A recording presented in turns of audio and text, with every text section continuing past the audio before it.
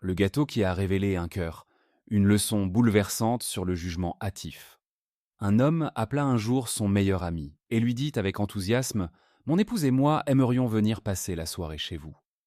Son ami lui répondit chaleureusement: Vous êtes les bienvenus, cela nous fera très plaisir, mais j'aurai une petite faveur à te demander.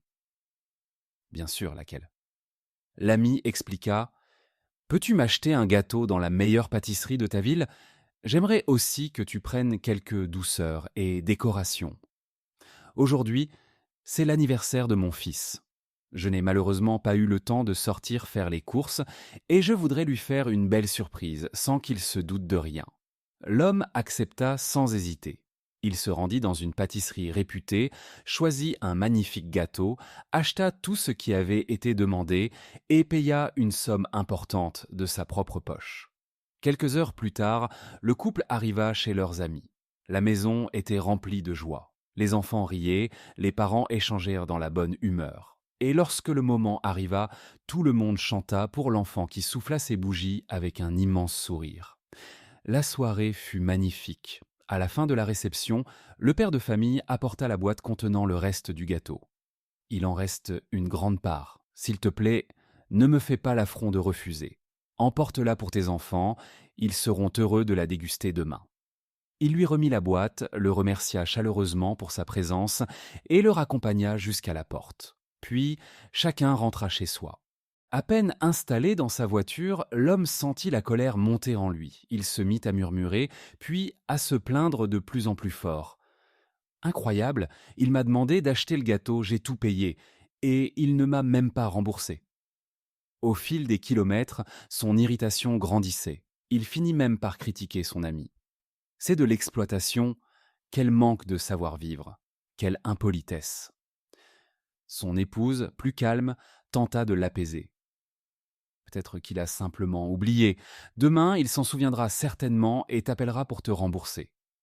Mais son mari n'en démordait pas. Non, ce n'est pas un oubli, c'est un manque de respect. Je ne m'attendais pas à cela de sa part. Pendant tout le trajet, il nourrit ses pensées négatives, jusqu'à arriver chez lui toujours profondément contrarié. Une fois à la maison, il appela ses enfants.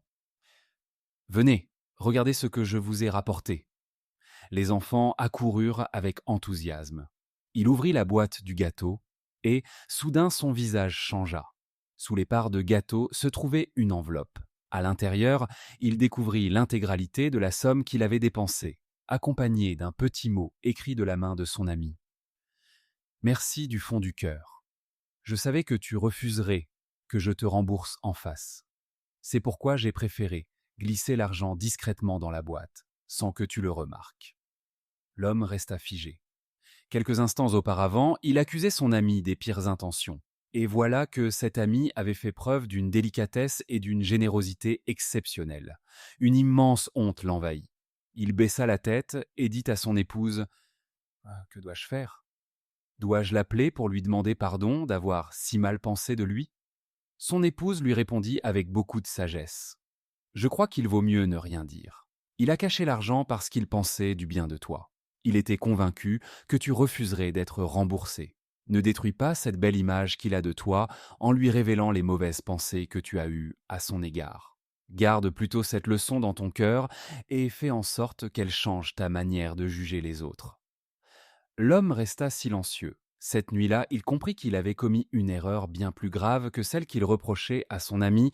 Il avait condamné un homme innocent sans preuve, uniquement à cause de ses suppositions. La morale de cette histoire. Nous sommes souvent prompts à interpréter les actes des autres de la manière la plus négative. Un retard devient un manque de respect, un silence devient de l'indifférence, un oubli devient de la méchanceté. Pourtant, la réalité est souvent tout autre. Cette histoire nous rappelle qu'il faut accorder à nos frères et à nos sœurs le bénéfice du doute, éviter les jugements hâtifs et chercher les meilleures explications avant de condamner quelqu'un. En islam, le prophète, paix et salut sur lui, nous a enseigné l'importance de préserver les cœurs des mauvaises suppositions et de ne pas nourrir les soupçons sans raison. Comme le dit Allah dans le Coran: Ô vous qui avez cru, évitez de trop conjecturer sur autrui, car une partie des conjectures est un péché. Moralité: ne juge jamais une personne avant de connaître toute l'histoire. Les apparences trompent souvent, tandis que la bienveillance révèle la vérité.